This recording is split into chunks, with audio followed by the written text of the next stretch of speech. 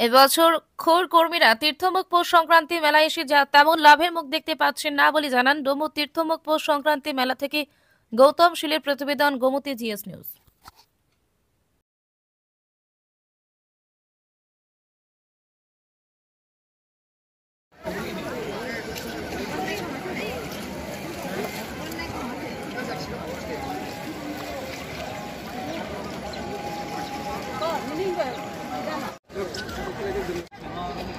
কিরকম এই বছর? ভালো না। হ্যাঁ, কালকের থেকে কাজ শুরু হয়েছে না আজকের থেকে? আজকের থেকে হ্যাঁ, আজকের থেকে